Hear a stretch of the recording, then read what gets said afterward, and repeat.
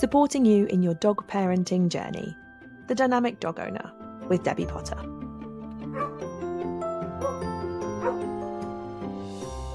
Hello and welcome to this week's episode of The Dynamic Dog Owner, the podcast designed to support you, the dog parent, in your dog parenting journey. If you've listened to the podcast before, you'll know all about what we do. If it's your first time and you've not listened before, then this podcast is designed to help you, to give you tips and tricks and ideas and new thoughts about how to be the best dog parent you can and how to help life with your dog. We don't talk about the actual nitty-gritty of how to do the dog training because it's quite simply is too much for a podcast. And we have a Pawcademy all dedicated to that. So we have an online training platform where you can head over and see dog training videos and the actual practical stuff. And there's also a link to a 3-day free trial if you click in the comments. But we're going to talk about, or we do talk about, topics, ideas, thoughts. And today we're going to be talking about one of the really awkward topics that we naturally, as British, not if you're not say British, you might not be listening from England, but in Britain, obviously in England, we are very polite. We don't like to be rude. And this topic is a really awkward one because we do have to step outside of our comfort zone. And a lot of us end up feeling like we're being rude. And the topic is how to advocate for your dog when you're out and about in public. So how do you stick up for your dog, get the desired results that you need from other people without being rude? And it's really tricky because naturally, imagine the situation, someone walks over and says, "Can I fuss your dog?" Or someone with another dog comes over and you're like, "Please don't come in my space," or I don't know, whatever. It could be any situation. Naturally, we're very polite. We don't want to say anything to upset anyone. And then we start seething a little bit and then we say things and we naturally assume we're going to be rude, or it's awkward and we don't know how to actually broach it and what to say to people. So today's topic is how do we do it? And there's no right or wrong answer here. There's no magic thing. These answers aren't necessarily, on this topic, what I'm going to talk about isn't necessarily the only way to do it. But it will definitely be hopefully helpful, because I think we've all been in this situation, haven't we, where someone's doing something or about to do something and you're like, "Ugh." I literally had it this morning. Took Rem out for his quick wee walk because he doesn't wee in the garden, and there's this man who runs with his dog, which I have nothing against. Run with your dog, that's absolutely fine, but just be aware of other people around you because you don't hear him coming because he runs bloody fast. So your dog will be busy sniffing, and all of a sudden, him and his dog are rushed up behind you. Naturally, it takes most people by surprise. And on occasion, my dog's then gone, "Whoa," and almost had a little bit of a grumble and not necessarily a lunge, but a little bit of a big movement that's made his dog jump. It's and he glares at me like I'm in the wrong. That makes me sound really judgmental. But we're literally just busy sniffing and you have rushed into our space. A little bit of awareness, and in that situation I want to say, "Excuse me, could you please give us a wide berth because you're making my dog jump. He's not aggressive, he's not worried about your dog, it's just you take him by surprise because you rush up right behind us." And I saw him come in today, so I stepped off the path and then he ran the way we were going. I was, for Ruth's sake. How do I advocate for my dog in that situation without naturally coming across as being rude? Because in the moment, you don't have time to sit them down and say, "Excuse me, next time you see us, could you please?" We don't have time for that. So it's really, really difficult to advocate for your dog sometimes.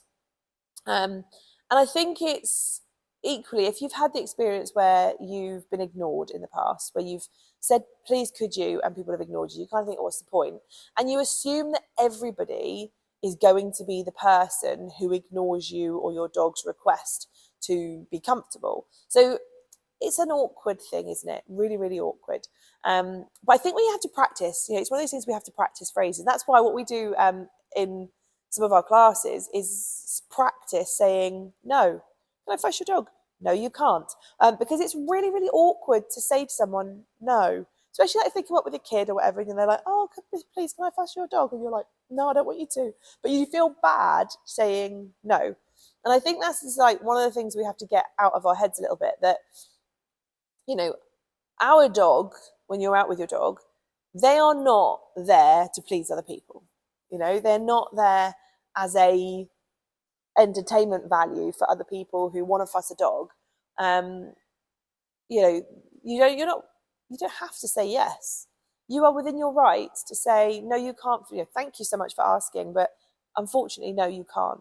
So I think practicing phrases is really, really useful, so that in the moment you've almost rehearsed. To think of it, it's just like dog training, really. You know, we can't just go, can you do this funky trick, when we've never practiced it before in the moment. We have to practice, practice, practice, build up the skill, and then practice doing it and be able to do it in public. It's no different to us practicing phrases. So, you know, for example, when someone says, can I fuss your dog? You have to have a bank of things you could say. So, for example, they're in training right now. So thank you for asking, but not today. Or, no, thank you, my dog's a little bit nervous. You know, whatever, practicing some phrases just to like politely decline rather than no, go away. Or going, oh God, they're going to hate it, but yeah, okay, of course you can. And then your dog going, this is awful, please leave me alone. Having that phrase to practice can be really useful. And equally, I think sometimes, like, for example, if your dog is good with saying hello to people, giving realistic expectation can help, I think. So I always remember when Dave was a puppy, he's always been a bounce, like a jumper upper. He likes to be high. We've worked very hard on him not doing it, and generally he's got so much better. He's 9 now, so his legs being sore doesn't, you know, helps the cause. But I always remember a little toddler coming over and saying, "Could I please fuss your dog?" You know, when he was like, I don't know, about a year old, and of course he was bouncy. And he's polite with kids. He's, you know, grown up with my kids. And I said, you can, but I'll hold him, and you know, be aware he might jump at you. And the parent said, oh, it's fine. And this kid was about 2 or 3. Oh, it's fine, lives with dogs at home. I was like, okay, but he is likely to jump because he is a jumper. And obviously they came over, I held on to him. I was like, please don't jump up. And he did have a very, very polite greeting. And then as they went to leave, he was like, don't go, and jumped up a little bit. But of course I had hold of him, so he didn't jump fully and knock the poor little toddler over. He just jumped up a little bit. And of course the girl went, oh, and like, you know, backed off a little bit. So again, I'd set the expectation that might happen. So I think a lot of it is, you know, having your polite phrases, setting realistic expectation, you know, or saying, yes, my dog likes, you know, you can say hello, but please don't stroke them here, or, you know, keep it short, or what have you. It's a tricky one. It's a tricky one because you want to please people, but at the same time, you don't have to. You're within your rights to say no, or to set realistic expectation of, yes, you can, but can you follow these rules, please? Because if you are working on your dog jumping up, the last thing you want is someone coming and encouraging it when you're trying to discourage it all the time. The other awkward one is obviously when you've got, you know, we've all heard the phrase, it's okay, he's friendly. You know, if your dog's on lead, if your dog maybe is a little bit reactive, it's a really awkward one, isn't it? Because you can see dogs running towards you. People don't give a monkeys. They don't care if their dog's running over them potentially, or they do, and they're doing desperately work to try and get the dog back, and, you know, they miss seeing you or what have you. You know, these situations happen. You know, we can't avoid them at all costs because it's life. Life is unpredictable. And again, I think it's so easy to judge and say in that moment, oh, that dog was so irresponsible. Well, actually, they're probably just doing their best. You know, they might just not have seen you pop around the corner. They might have assumed their dog would be okay, or 99.9% dogs time of, you know, 99.9% of the time their dog is like solid, and then you just happen to be the person that they go, yeah, sorry about training, got out the window, because it happens. Let's face it. And I always think we can be arseholes to people and we can be really rude to them, or we can go, it's okay, doesn't matter, just, you know, do what you can. What can I do to help you? Because someday it's going to be you the other way around. We've all been in the situation where our dog has done something we don't expect them to do. You know, and thankfully, obviously, as I always say, look back to a previous podcast episode, I can't remember which one it was, but we talked about, you know, that, you know, it only happens once and we do something about it, or we continue to let it happen. And that's the difference between responsible and irresponsible. If your dog does it once and you go, oh, well, and you don't do anything about it, say they run over to the dog when you know, they've always not. The first time they do it, we then go, right, I need to work on this. And we start being responsible and controlling it and working on it. The irresponsible is when you see it happen once, maybe it happened, you say, oh, that was just a fluke, it happened second time, and then you don't do anything about it. So there is a difference. And I like to give people the benefit of the doubt and say, this is the first time it's happened, they weren't expecting it, what have you. So obviously in those situations, how do you be polite? Again, phrases, rehearsed phrases. Obviously you're advocating for your dog. Obviously, you know, if your dog is reactive, you're worried about the situation, how it will transpire, etc., and what will happen. But I always just think other people are trying to do their best. You know, let's please give them the benefit of the doubt 90% of the time. Obviously there are people that aren't, but they are few and far between. Most people are pretty damn responsible. Phrases, you know, like, my dog's not very comfortable around other dogs, or, you know, he's not friendly, etc. Please could you get your dog under control. It works with most people, or if anything, they know why. A lot of people will call ahead and say, are we okay? And you'll go, no, please, no, leave me alone. I think one of the big things is, as I say, knowing those token phrases. And for me, one of the most powerful phrases you can have to get space if you want space, or if you don't want someone to come over and say hello to your dog, especially other dogs, is simply to say they're contagious. You know, that sounds really, really weird. But, you know, most people, oh, yeah, my dog just doesn't like saying hello to other dogs. Oh, well, you know, there's no massive fallout for me here. My dog does, so hey. But my dog's got kennel cough. They are soon going to go, oh shit, I don't want that. That's a vet bill, and they're going to grab their dog and get under control and move away. So you know, saying there's something contagious, something low, something minor, is a way of getting people to quickly get their dog under wraps because they don't want a hefty vet bill. Quite simply, it feels a little bit dishonest. But if it gets you the space you need, then nothing wrong with that, potentially. I think one of the big things is, I think, you know, being polite. You know, when we're out, obviously, with when we go out into real world with reactive dogs or with a group of dogs, I'm always under the impression that, you know, people don't have to. I have no right to make other people act differently because I'm there, or because we're training my dog's reactive, therefore it needs so much more space than yours. You know, you must respect me. I don't roll with that. We can be polite, we can all share space.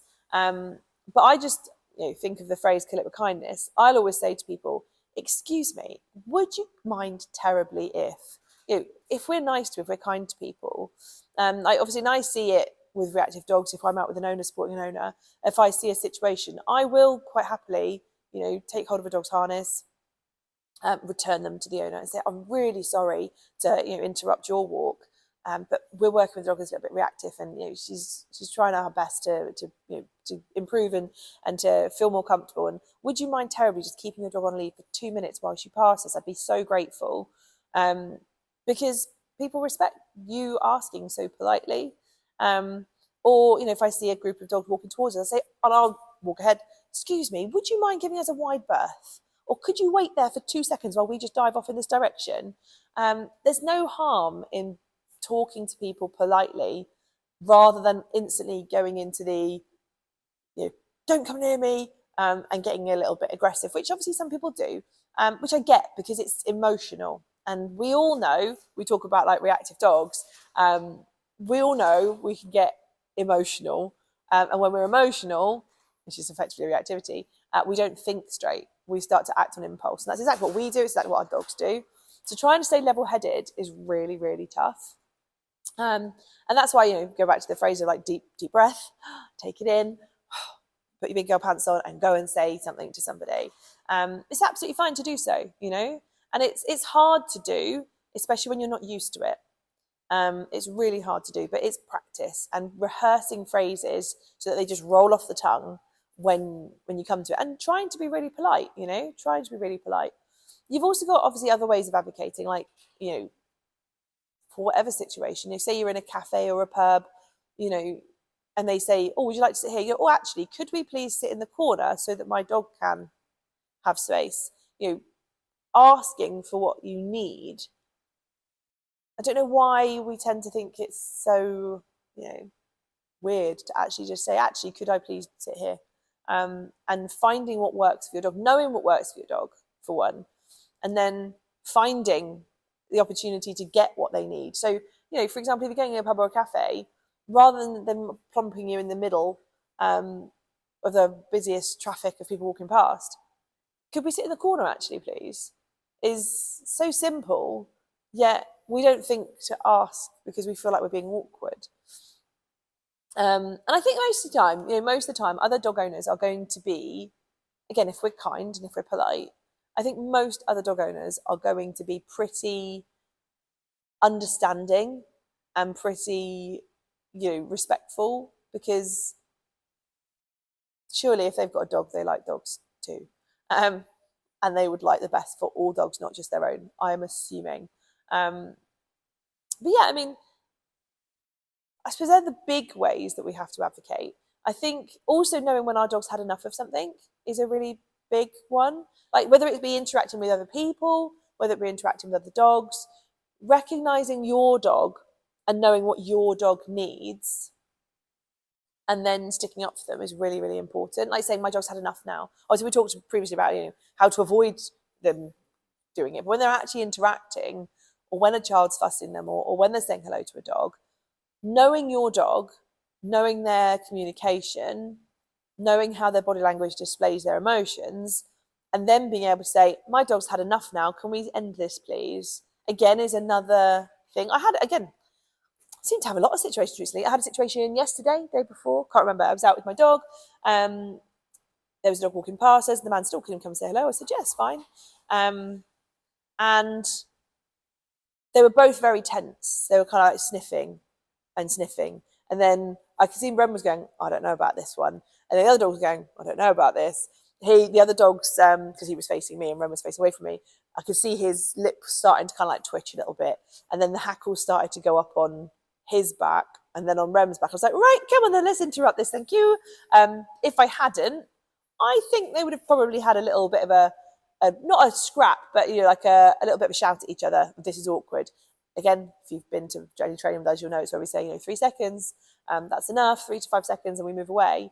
Because in that moment, they both thought, I don't know what to do. And it was escalating, and I could see that. I don't think the other owner did. He didn't seem to worry about them coming away. But obviously, in that situation, I could call Rem away, and he did come back to me. No problem, he was on a lead. So, I encouraged him back, and he did. But if, say, for example, they were off lead, nothing, again, it's having that confidence to say, my dog's had enough now, or we need to interrupt this, or that's enough now, please, thank you. Recognizing it's a good amount of interaction and we're done. And that can be with, for example, children playing with our dogs. Say you've got family over, and the child's still wanting to play with the dog, and the dog's like, I've had enough. Knowing when to say, let's end this now. And not being afraid to do it is really, really, really big skill. So I can't think of any other situations that you might need to advocate for your dog. I'm sure there's hundreds. The vet is a huge one, because vets are amazing at what they do, absolutely amazing at what they do, but they're there to do a job, bish bash bosh, and they may not be fully aware of all the signals your dog gives off to say that they are uncomfortable. And again, it's a situation where you often have to advocate for your dog. So, for example, I rarely take my dogs into the vet because they all find it very stressful going to the vet. Actually, Rem has moved over. Rem's succeeded past this point now. But Dave just wants to play with everybody in the waiting room. And I'm like, mate, they're all here for busy reasons. Not everybody wants to be your best friend. This is humans included as dogs. We're all here because we don't feel very well, remember? Or there's something going on. And suddenly, whenever he walks into the vet, he suddenly isn't ill anymore. No aches and pains. He just wants to be everyone's best friend. It's not a good environment for him. And Fred's terrified of the environment because it's different, and it's doorways and it's movement. It's a slippery floor. He doesn't like it one little bit. So I could force him into those situations. I could make them do it. Or I simply say to the vet, please, could you treat my dog outside? And if they can, they do. If it's just general something. Or, I say, I've had it in the past where I've managed to, I think Dave had to go in. And I said, look, he's going to be really, the waiting room's busier now. He's going to be really stressed. Can I go out the back, please? Yeah, no problem. And we've walked through the back of the vets, through the, the reception and everywhere to go out a different door. If advocating for what your dog needs rather than just going, I have no choice. There is always accommodations that can be made. If we want to, if we're aware that we can ask. And I think that's often the thing, we don't know we can ask. It sounds really daft, but like, you go to the vets, you go in the waiting room, you sit and wait, you go in, you leave. That's the norm. But we can ask for different. All my dogs had their vaccinations in the car because I think going to the vet is really freaking stressful for them. There's a lot going on at a vet. There's lots of smells. Why, if they're already having treatment done or, having something potentially stressful to them, why up that stress by putting them into the situation of the vet? Don't need to. I could avoid it. We have accommodations at training. We have people who advocate for their dogs, or we give them the opportunity to know they can advocate for their dogs. So, for example, if a dog is fine in class but doesn't like the arrival where everyone's arrived at the same time, come 5 minutes early. We can advocate for your dog and say, come 5 minutes early. Or in the class, we can practice saying, my dog needs space. Please give us a little bit of space. It's really hard to do, but again, it's a safe space to be able to practice. So advocating for your dog is broad. There's so much available, so many ways that you can advocate, so many ways that we can ask for accommodations and therefore advocate for their needs. A lot of it is about human confidence and having the confidence to say, I need this, please. Or having those rehearsed phrases where we can ask what we need in a really polite, rehearsed practice way so that it doesn't feel really awkward, because it does feel awkward. Asking for something or asking someone to change what they're doing to help you out feels awkward. I get it. And I say, if you're a very, very polite nation, it can be even harder. So think about the situations that you need other people to help, or not necessarily other people to help you, but think about the situations your dogs struggle with. Think about the situations when you need to stand up for them. Because effectively that's what advocating is, right? It's standing up for them. It's being that person that says, I can help you out, and finding ways I can help you out.